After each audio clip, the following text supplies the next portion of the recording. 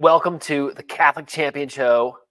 I'm your host, John Yep, and my co-host, Michael Hichborn. Today on the show, we are talking all things Assassination 2.0, Pope Francis' comments on the plane about the elections, and a few other things. You're not going to want to miss this.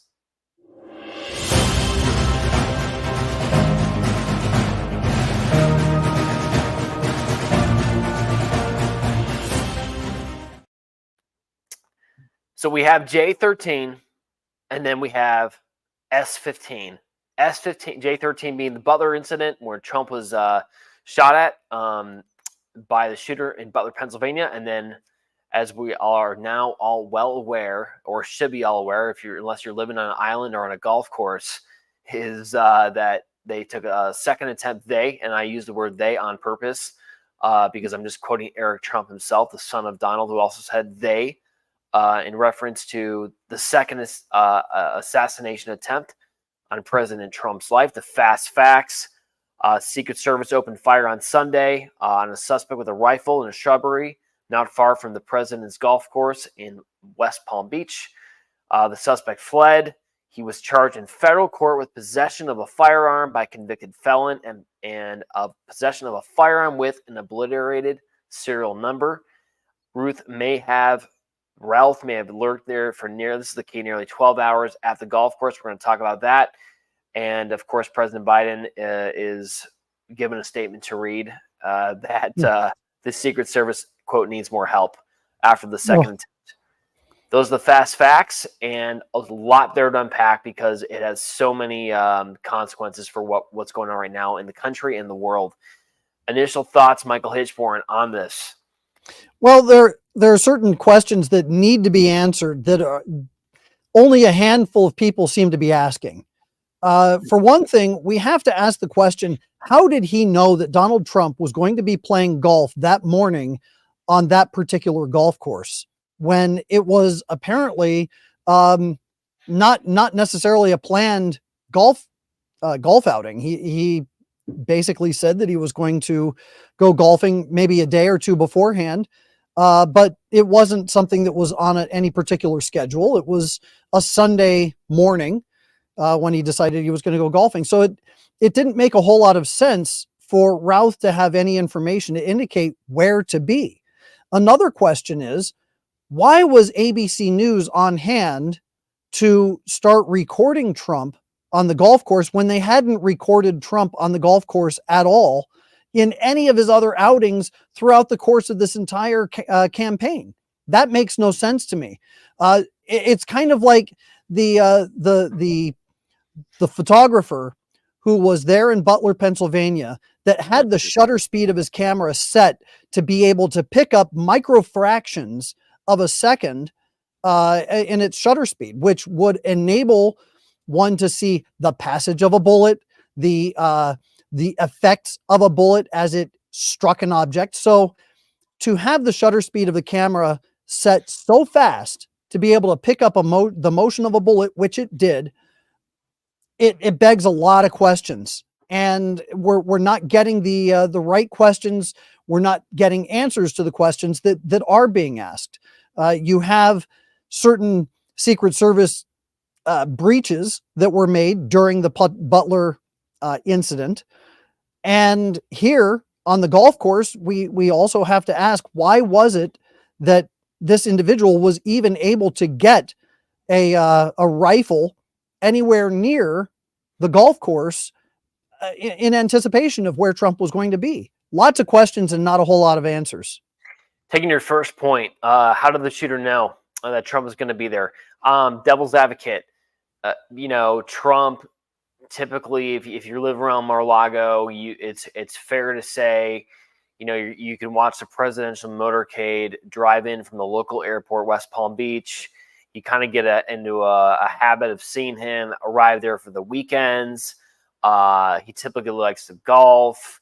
You could have been, for all we know, he could have been there a few weekends in a row, just waiting for the moment. So you could kind of say maybe, although it's probably not the case, that he just got lucky and took a chance to just stake himself out there. Don't know that. But like you said, there's also the real chance that someone in his inner circle gave him a heads up that Trump was going to be there. There's that. The second point about ABC being on standby there with the video. That's not the first time something like this has happened. Our mutual friend Roger Stone, when his house was raided, again, that was like the CNN cameras were already set up for that raid. Mhm. Like, the FBI tipped them off beforehand for this. So a lot of interesting things there. You mentioned the third point was about the shutter. I didn't know that. The shutter speed of the camera of the photographer who was on hand. And if you watch the video, you see him position himself to the very front of the podium just moments before those shots were fired. Almost like he was told to be there. And the question is, why was he told to be there at that very moment? They're just questions, but they're questions that need to be asked because they could provide leads to answers that we still don't have. You hear that line a lot. Questions need to be asked. And this is one thing that drives me up the wall too about not only sometimes in the church world, but also flipping over to more the conservative world or the political world, that is. And we look at the evil being done by the other side, and man, do we give them so much leeway in terms of assuming the best, right? And we approach this as prosecutors okay, like, let's pose the questions. Questions need to be asked. Let's see what they say. We won't take judgments until they do that, until we get answers from that. But my point is this, is inaction is the same as indifference. Indifference ends up being cooperation. So Sure. Inaction equals indifference. Indifference equals cooperation. We see that in the church world. We'll get to that in a second with Pope Francis. But with the Secret Service, I mean, this is 2 months ago. This happened, and we're still waiting for answers. It's a joke. It's an absolute joke. And even the investigation right now, led by Congress, it's not serious. It's just all show. And at some point, I think that point's already crossed. You have to assume the onus is now on the other side. It's no longer about asking questions. The onus is on them to say, explain to us how this is not intentional. How are you not intentionally trying to kill former President of the United States? Okay. Well, Senator Grassley is already asking that kind of question. He suggested a couple of days ago that there might even be a mole within the Secret Service itself, leaking information and aiding and abetting. I believe he was bringing up a reference to Iran. One other thing that needs to be pointed out is that this individual, Ryan Routh, he has been seen photographed with members of Kamala Harris's administration. Right.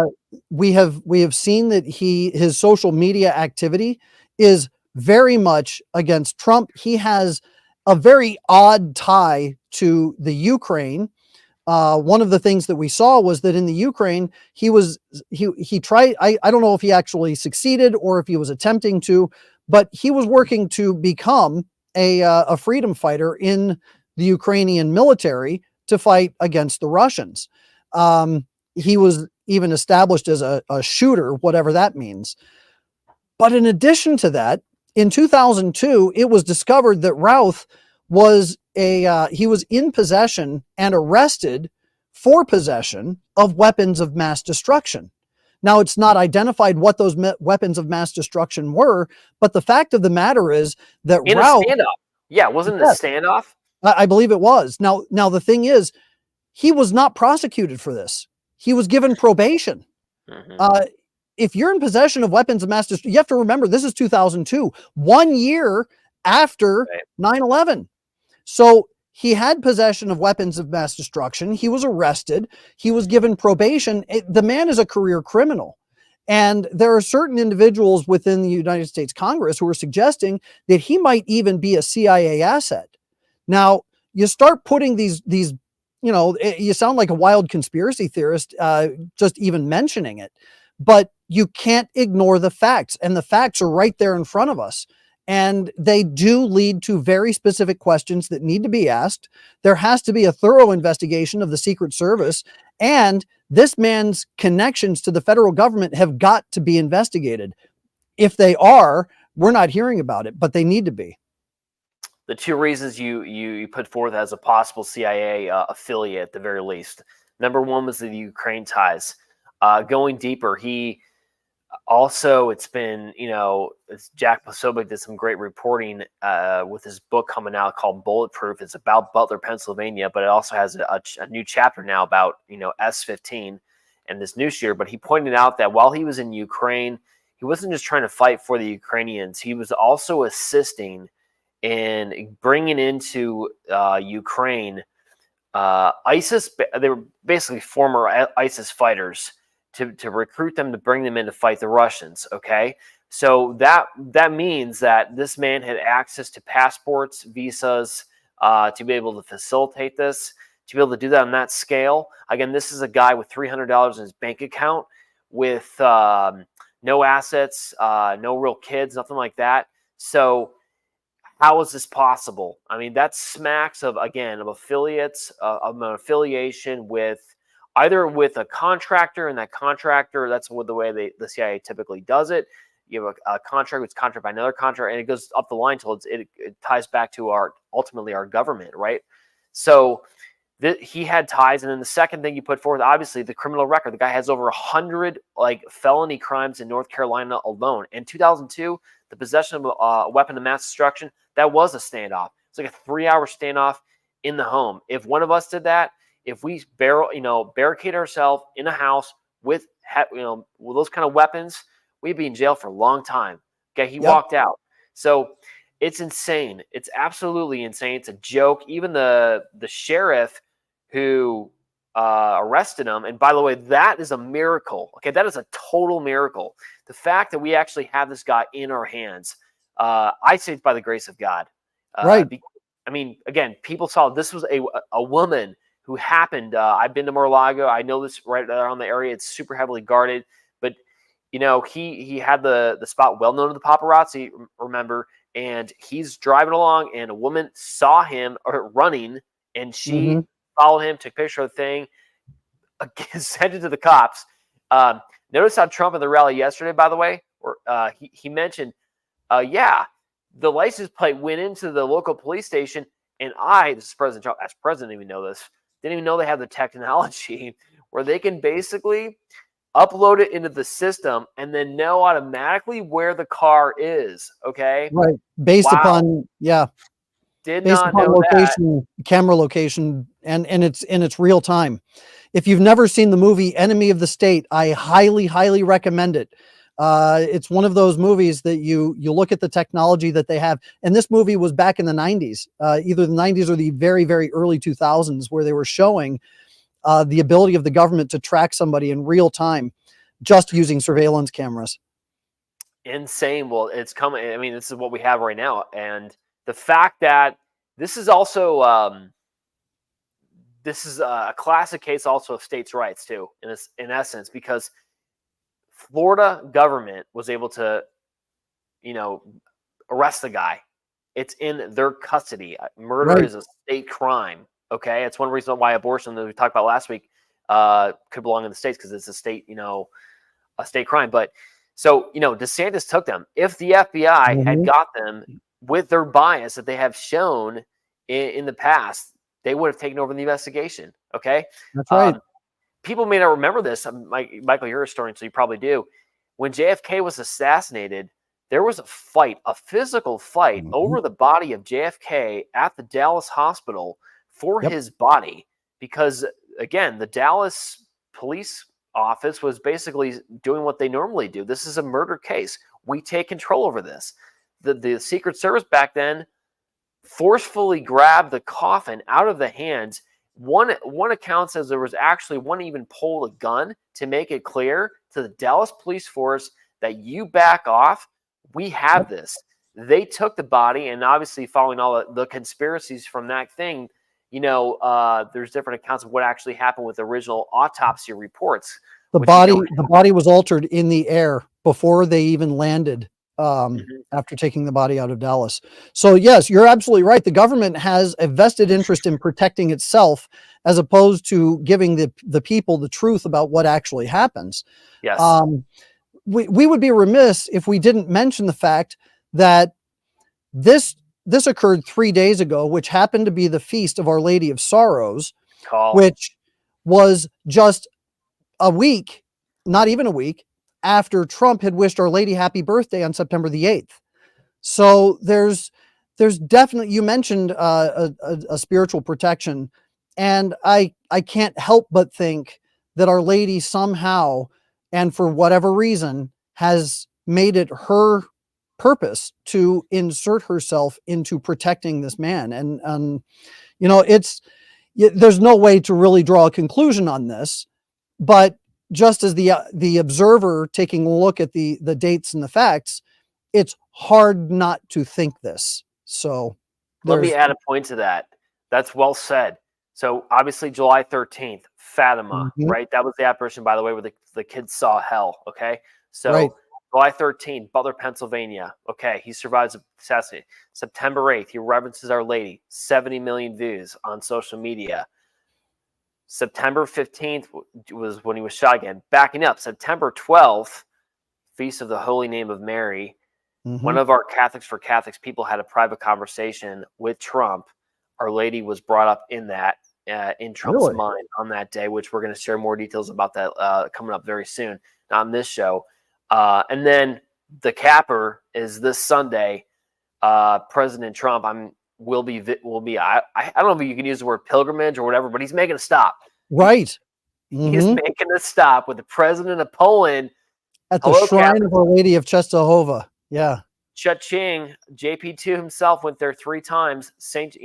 John Paul II, as well as Lyndon Baines Johnson and Ronald Reagan. Okay, Mhm. and also HW early on. So it's significant. He'll be there this Sunday in Doylestown with President of Poland, and powerful stuff. I think Mary's got a role in this. I agree. Now, to continue on with this assassination story, though, one thing I want to point out is that just a few hours ago, it was being reported by the AP Okay, and good. by CNN. And if we could roll the tape here, I'll talk over the tape as it's going on. What happened is, and you're going to see it here, the AP was reporting that explosives or explosive devices were found in a vehicle very close to the Trump rally that was to take place there on Long Island. You can see here explosives allegedly found near Trump rally. Okay, Trump was scheduled to deliver a speech at Long Island. Look up at the upper left. It says source AP, meaning the Associated Press was the original source of this information, saying that the vehicle had explosives in it. This was taking place near the Trump rally. They're the ones who framed this to begin with. Here you have News 18. Okay, News 18 is a CNN affiliate. So you've got the AP and you've got a CNN affiliate. Well, now they're reporting that, well, this never happened. There was never a vehicle found with explosives in it. This was something that was, it exploded online. A lot of people were spreading this false rumor online. And again, the source is AP News, and it's being echoed by CNN. Here's what ABC News has at the bottom of their article on this particular incident. They said the claims were then shared widely on X, formerly Twitter, by a number of prominent accounts, including the company's owner, Elon Musk, which has nearly 200 million followers. Spokespersons for X didn't immediately respond to an email seeking comment. Here's my comment on this. This story was propagated by the Associated Press. It was bumped by CNN. And of course, people wanting to believe that they are a credible source, that they're going to fact check before they report something, then started talking about the story on social media. And once a story gets out, it's like taking the genie out of the bottle. You can't put the genie back in.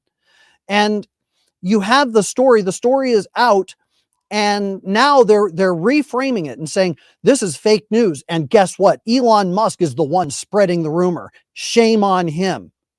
They're the source. Now, my question right at the outset, why? Why would the Associated Press and CNN put out a story that would be the source of a rumor and then afterwards start reporting, oh, the local police say this isn't true and people are promoting this as a pernicious rumor, and guess who's behind it? Elon Musk, who likes Donald Trump. And the reason you do this, if you're a propagandist, the reason that you do this is because you're trying to squelch the real story of an assassination attempt that took place just a few days ago.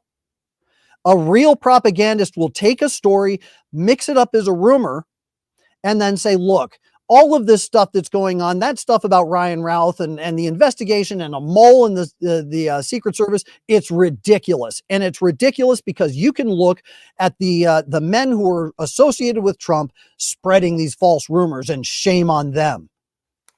But because they're the source, they are the ones who are the rumor mongers, and I think it's deliberate. Fantastic analysis. I completely missed that. This all just broke in the last couple hours. That makes complete sense. And that is, I'm sure if you look it up in Solinsky's Tactics or whatever, Rules for How or something, it's probably in one of those. Verbals. Yeah. Is that, oh, well, there you go. Verbals.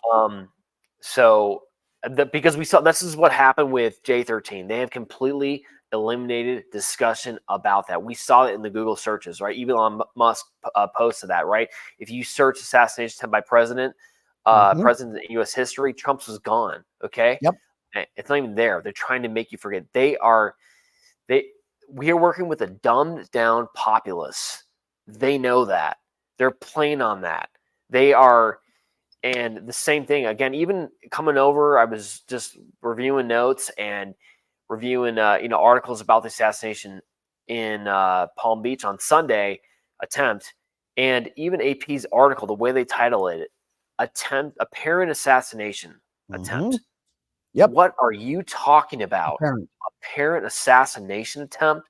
This guy was 300 yards away, about to be within 50 yards of President Trump. By the grace of God, a Secret Service agent, he could have been distracted by a bird passing by, but he happened to see a little tiny rifle coming through the shrubbery. There's tons of shrubbery at golf courses. He saw that. He acted. He shot him back. Crazy. What are you talking about, attempt assassination? And then that's a great way to summarize, Michael, about how they're trying to just shut this down. They want us to forget. The quote Eric Trump on Fox News, they're trying to kill my father. Yep. So they're not only are they doing that, they're character assassinating him already. And they're trying to character assassinate anybody connected with Trump. And so because Elon Musk has committed to being a supporter and endorser of Donald Trump, now it's a matter of turning on him and saying he's the source of rumor mongering and fake news on his own platform, and he's using his platform to propagate fake news that they released. We're going to hit the next topic, but leaving it there, people need to think about this seriously. When someone reacts so strongly, I mean, this is insane. And whoever they is, okay, don't know exactly. We have suspicions based on evidence, facts, right, that Michael and I just talked about. But they are so afraid of Trump taking office that they're making these drastic moves. Like, in some ways, these are kind of very careless assassination attempts. In some ways, like the Buffalo was a joke. Even they've left such a trail of evidence. Whoever they is. Right. So what are they hiding? What are they afraid of? What's going to happen if Trump takes power? Why are they you react according to the fear in front of you. So what are they afraid of? That's what needs to be asked. And Americans got to wake up. I really don't think that most Americans, Catholics, understand what's at stake right now. Even your mass goers on Sunday, I'm not sure they fully get it of what we're up against and the urgency of this election. No, you're absolutely right. And in fact, as we're moving to the next story, Pope Francis was asked this very question. He said, well, who should Catholics vote for? And he punted the ball. He punted. Okay, He said, did he yeah. punt it? We might debate this. Okay. I don't know. You're okay. Let me finish your thought. You think I mean, just again, the quick synopsis. People, if you missed it, Pope Francis did a plane interview, first time in a year, coming back from the disastrous comments he made about all religions go to God. That's for other people to cover a different show. But okay, so he's after leaving that mess in Singapore, he comes on the plane, does the interview, and he, basically, here's what he said. He said that American voters face a choice between the quote lesser of two evils in the U.S. presidential election. Okay, and he basically goes on to say, and we should get his exact comments in a second, that you cannot, both are essentially equal. You're going to vote for the lady, you're going to vote for the man. They both got their issues. One's in favor of abortion, one's in favor of migrants. They're both serious sins. So you use your conscience, vote your conscience. Thank you, Immanuel Kant, and figure this out. All right, so you think that's a punt. What do you mean by punt? So preceding that question, he was asked another one about the election. And in that first question that he was asked, what he said was, my job is to confirm the Catholics of the United States in the faith, not in any political decision-making.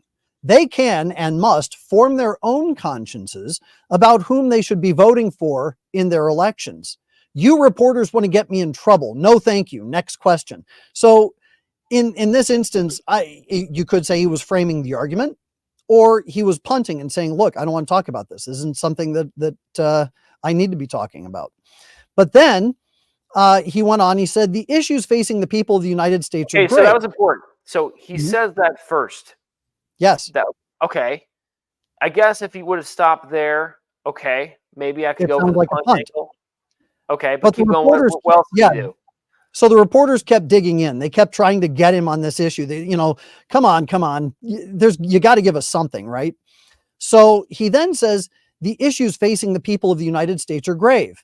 And I encourage the Catholics of that great country to search their hearts, do what they can to build a politics that is worthy of the human person, one that leaves no one behind, a politics focused on the common good with a special concern for the poor. That is the only political guidance offered in the Gospels, so it is the only political advice that I can offer. So here what you have is Pope Francis framing things back in his own political realm. He says, I don't want to get involved in politics. The most political pope the church has ever had, saying he doesn't want to get involved in politics. And he tries to frame the issue around the poor. So then he's asked this question.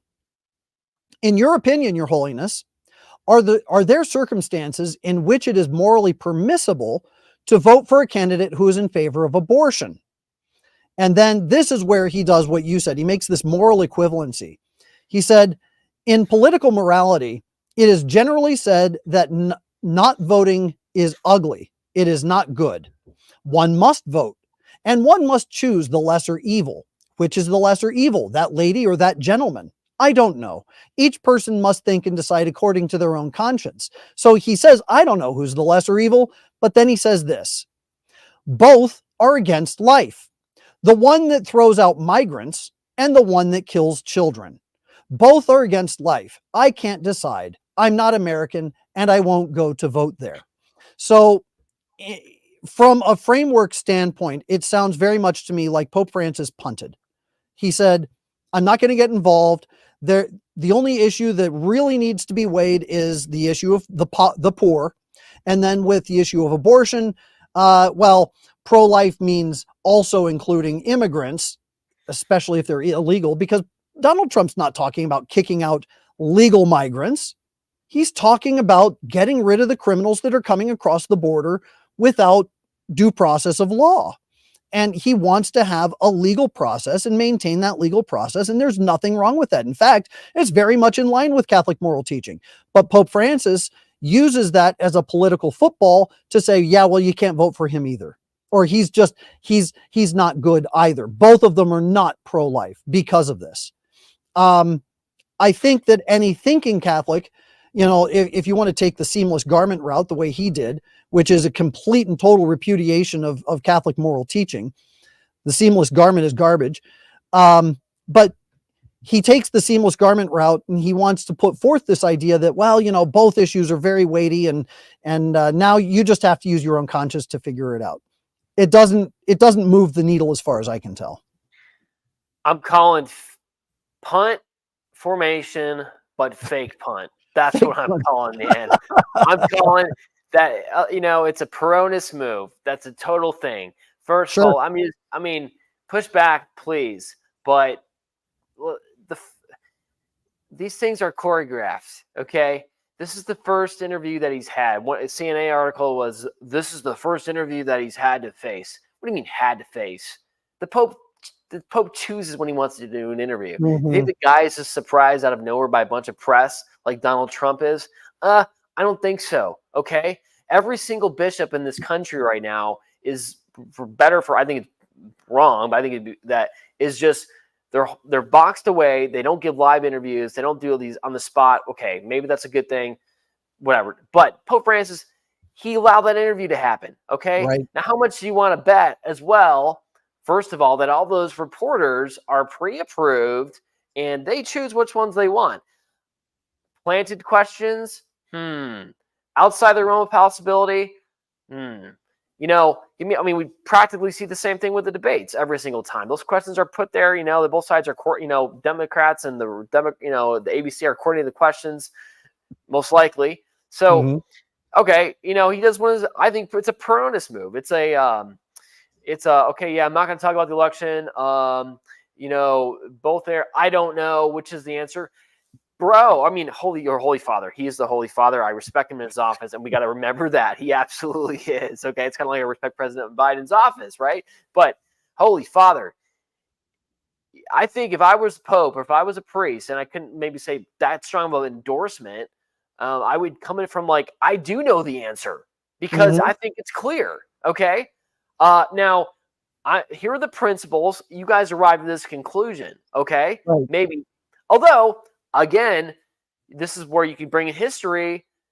Pope Pius XII, he's the guy that came out in the 1947 election and said, a vote for the Christian Democrat Party is a vote for Christ. Now, we can double check on that quote. I mean, we were talking about that before about a month ago. That was pretty strong. That's legit from Pius XII.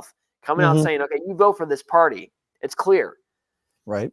Now, so I don't know. I think it's a typical thing that's done, that's allowed to happen. It comes off, that he knows. Pope Francis is a very smart guy. He knows how it's going to be taken in the press. Okay, he absolutely knows it. So, I mean, push back. Does he? I mean, the things that he said when he was in Singapore with regard to all religions leading to God, or being paths to the same God, it's something that is at least tantamount to heresy. And he's got to know that the people watching him and paying attention to the things that he says are going to pick up on that. And then for him to double down on that a couple of days later, only goes to show that either he is an ideologue who is trying to move the needle on that front, and he's doing so by making controversial comments that are going to be taken as the controversy that they are, without giving any clarification, because that's his MO. He doesn't clarify anything. I mean, he even lost Michael Lofton on this, which I thought was... Did he really? Okay. Yeah. That's interesting. Which, by the way, he does clarify stuff at times. Sometimes, yeah. But he does. I mean, the famous Amoris Laetitia document, footnote, whatever, when the Argentine bishops asked for a clarification, he made a magisterial act and said, yes, the interpretation of the Argentinian bishops was basically, you can give Holy Communion to the divorced and remarried. That is the authentic way to interpret Amoris Laetitia. So he does clarify. Anyway, when it suits him. Well, again, that's Peronism 101. It's like you play the game. Sure. It's not going to help him because he achieved what he wanted. Again, I don't ultimately know his intention, but it's the principle that I put forth at the very beginning. Inaction equals indifference. Indifference equals cooperation. Passive cooperation. It's almost like so. I don't know. You think that he really does not know what he's saying, and he's just kind of like saying it, doesn't know the effects of it's having on social media? Is that? I think that he, when he fair, speaks, he never reads the internet. You know, at least he said that a few years ago. I don't believe that. I don't believe maybe that. he's giving a report, but Yeah. maybe he doesn't check his phone. I mean, who knows? I don't know. Right. You know, the thing is, so when you did mention that the reporters that go on the airplane with him are vetted, and absolutely they are. I can tell you exactly who goes there. It's Christopher White. It's Christopher Lamb. Christopher Lamb. Yep. There's also Austin John Henry Iveray Weston, and, Taylor Marshall are on there, aren't they? yeah, no, not so much. They're not on there. Yeah, no. So they're absolutely vetting who goes on the airplane, and it's not so much about the questions that are asked during the interview session. They're having conversations leading up to the airplane. They're having conversations on the airplane. They're having conversations at takeoff and at landing. So reporters and the Pope. Yeah. Oh, absolutely. He's back there with them. So they're constantly having conversations. So when it gets to the formal media Q&A session, the fact of the matter is the stage has already been set for how far he's willing to go on something. And I think having all of these leftist reporters, now I don't think it was in their best interest to actually report on what he said regarding the election. But what they wanted was the soundbite that's a knock on Donald Trump, because they're all leftists. So for him to insert what he said about Kamala Harris wanting to throw out babies, it threw them for a loop. And now they're stuck because you can't report the one without the other. So it's, again, also voting, by the way, also the fact that we have that now, thankfully from the Holy Father, that he says not voting is not good. You need to vote. There you go. Sure.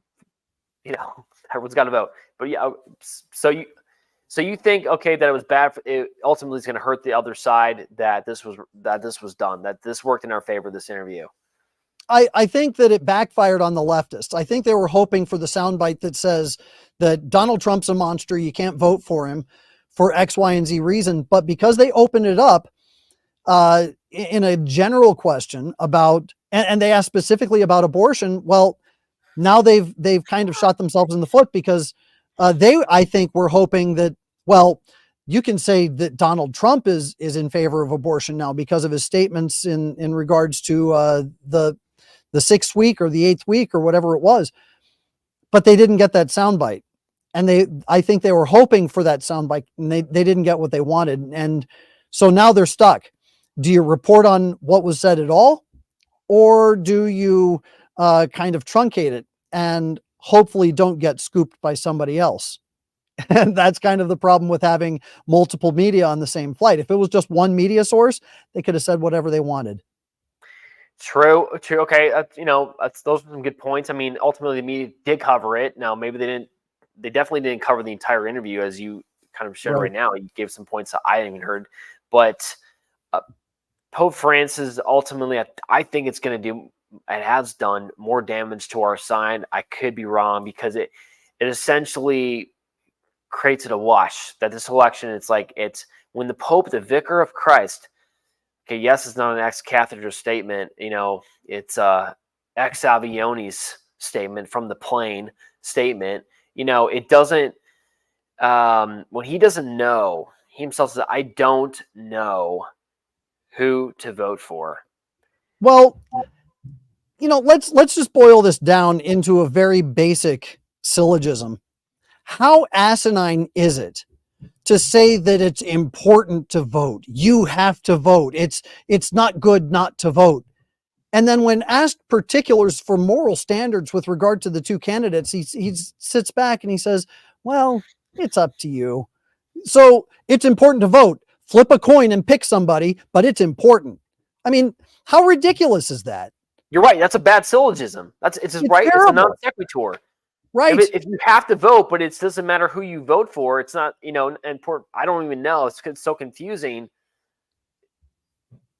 Yeah. I don't know where else to go with it. I mean, it's kind of a ridiculous situation. Mm-hmm.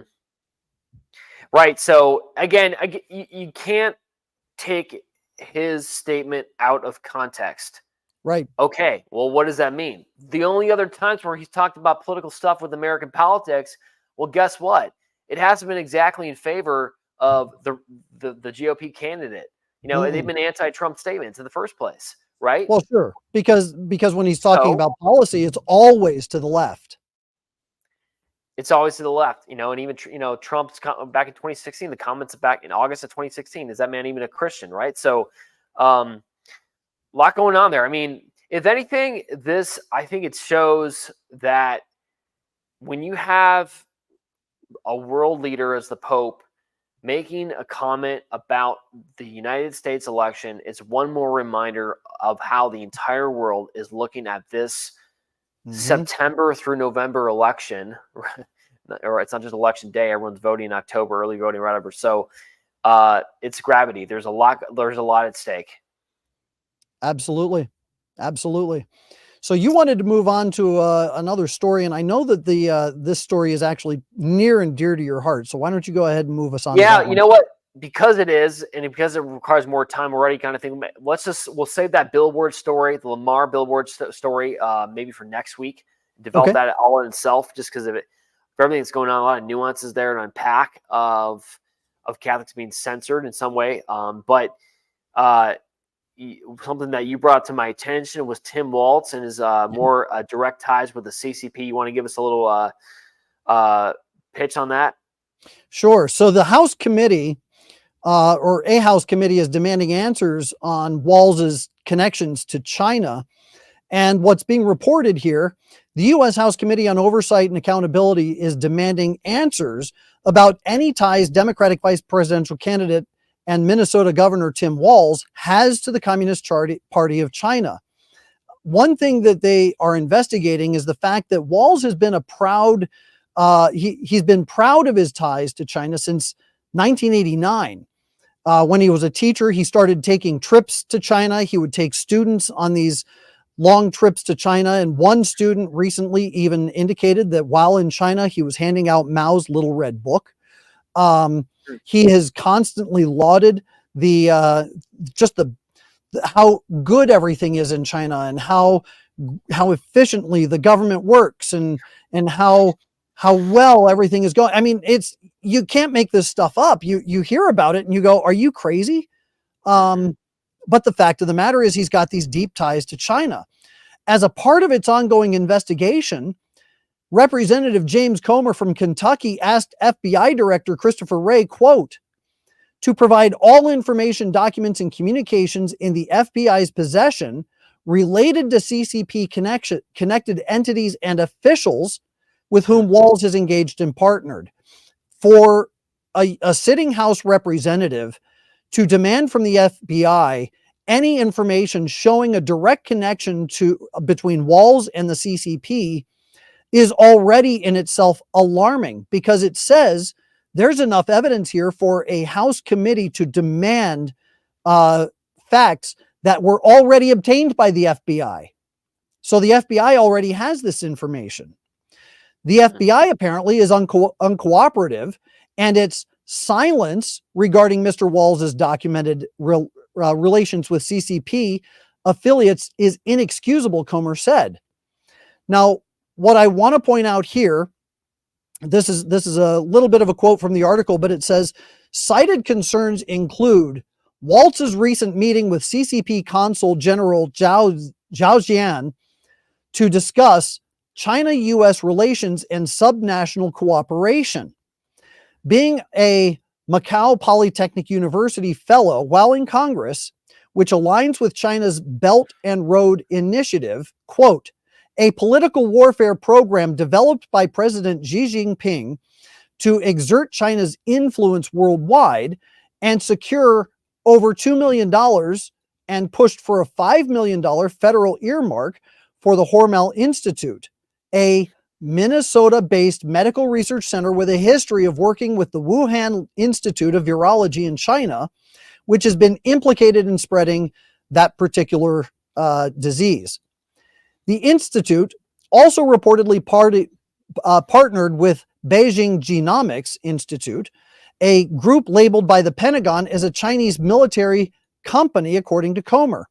And you have connections between China and Governor Walz in his capacity as governor with these Chinese projects. This is a severe national security issue. It's a severe one.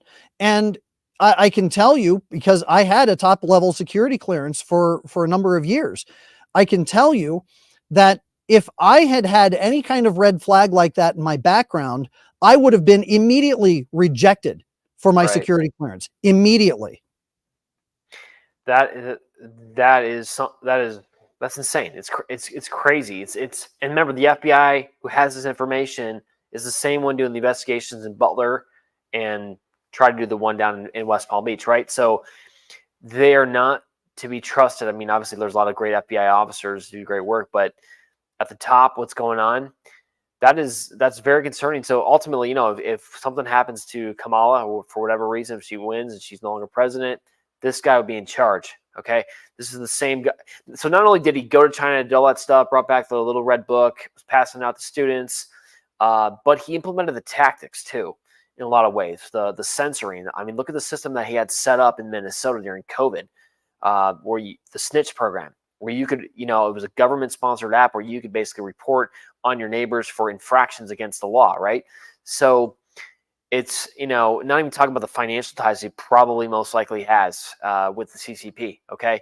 They are one of the greatest threats right now to our country when they own, 40% of our farmland in key areas, among other stuff. So that's so urgent, man. We've got to pray. That's what we also got to, beside the presidential election, we have got to pray for, the House. We have to win the House. We have to win the Senate. For one thing, the Democrat House has already said that if Trump is elected, they will, I forget the amendment that they're going to use to basically remove him for creating insurrection, okay, from before. So they're up against the wall. They're very scared, and they're acting erratically. It's dangerous for Americans.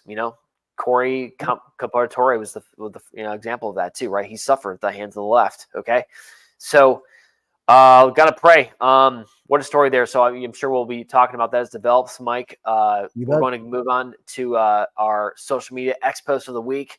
Let's go. I'll go first. Throw mine up there. Get a comment on that. I'm going to bring this up. I saw this. Okay. So this post is from Matt Walsh, great friend. Love Matt Walsh. His family is amazing. They do incredible work. They just came out with this film, Am I a Racist? Okay. It is number 4 at the box office, which is pretty incredible. It's really established Daily Wire as a movie producing, entity, right? Rival.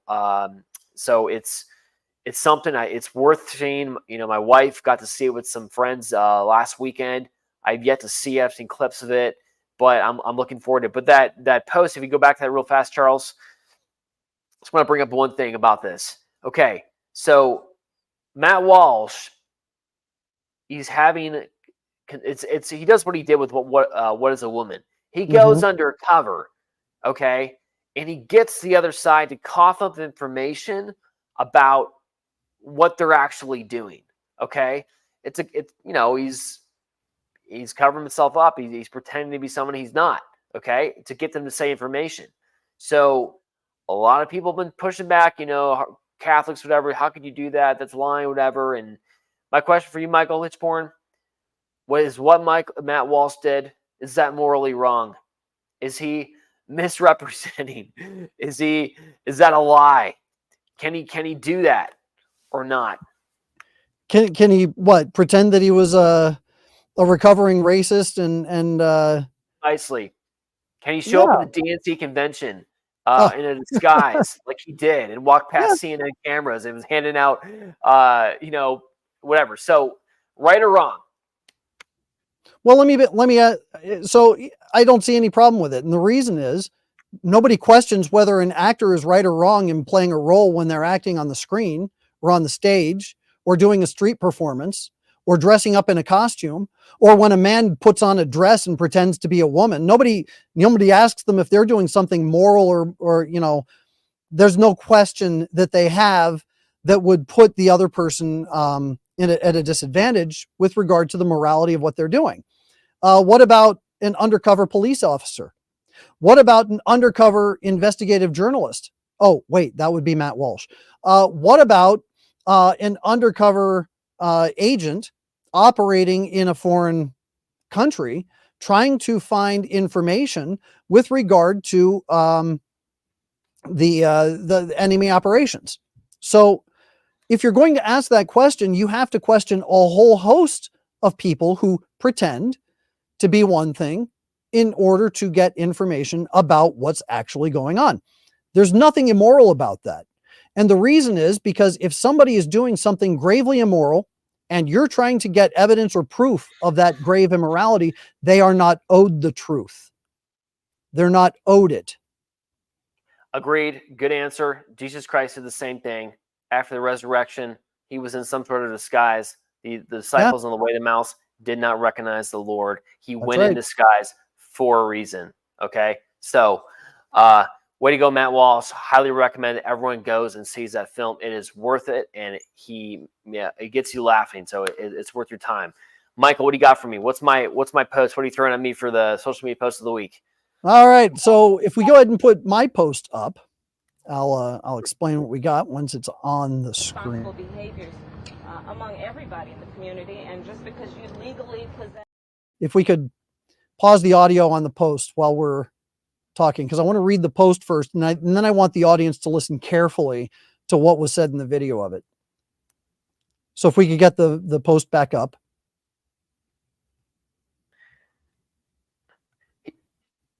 He can't do it without audio, so we'll just you can just read while we listen, or we can read the. All right. Well, okay. I'll set it up. Let me read what the post says. It says unearthed footage shows San Francisco DA Kamala Harris vowing to forcibly enter homes to check on how private gun owners are storing their firearms. Okay. So let's go ahead and listen. I want you to hear this. Responsible behaviors among everybody in the community, and just because you legally possess a gun in the sanctity of your locked home doesn't mean that we're not going to walk into that home and check to see if you're being responsible and safe in the way you conduct your affairs. Have you heard? Okay. Did you catch that? Absolutely. Just because you're a gun owner doesn't mean we're not going to enter into your homes and to check to see if those guns are properly stored. All right. Kamala Harris is consistently using rhetoric with regard to abortion, saying Donald Trump wants to enter into bedrooms. Donald Trump wants to enter into your relationship with your doctor. Donald Trump wants to enter into your business to figure out whether you menstruated properly or whether you had a miscarriage. Donald Trump wants to intrude on your rights. What she just said was an intrusion on any family member in this country. There is almost no household in this country that doesn't have a firearm of some kind. There are very few that don't. So what she's saying is that she wants to violate the Constitution to allow unlawful entry to police officers to then conduct unlawful searches and potential seizures if they determine that you have a gun that is not properly stored. So all of this is a violation of the Constitution, of the individual rights and integrity of an individual's household. And it is a massive overstep of authority, and it's an abuse of power on the part of who the police would be if she were able to get into power. This is a massive problem, and I think that is probably the biggest red flag of anything that she's ever said, because it says, I am going to be the dictator that I accuse Donald Trump of being. She used the word sanctity of your home. Interesting. Mm-hmm. Sanctity. Even though the sanctity of your home, we have the power to break through that sanctity. In other words, we are higher. We are a higher power than you, ultimately. Right. That is not the way the Constitution is set up. Again, we always say that is why we say with confidence, as well as Trump calls them her this all the time, other people do, that she is spouting modern day atheistic communism. When the government puts itself at the authority above the individual, above God himself, and thinks that it is now the God to determine what's right and what's wrong. Great clip. Way to show that on that note. We have we've hit any closing comments, Mike, before I close this off? Not really. I just think that people need to be, I would highly encourage people to watch this video and to share it with their friends, because the topics that we covered today, they're not just specific to political entities. It could be said that as a show, we're showing a bias towards the conservative side of things, obviously. But what this show does is we are breaking down and analyzing things that are going on within the political spectrum and within the culture to show that there's a very real problem that goes well beyond the scope of mere political candidates. There is a problem with the overall culture of politics in this country, specifically with the media and even within the church. I love that. In most media out there, they report facts, but they don't necessarily have the philosophical, theological foundation to draw the conclusions from those facts. It's just a constant outpouring of facts without drawing to deeper conclusions with the faith.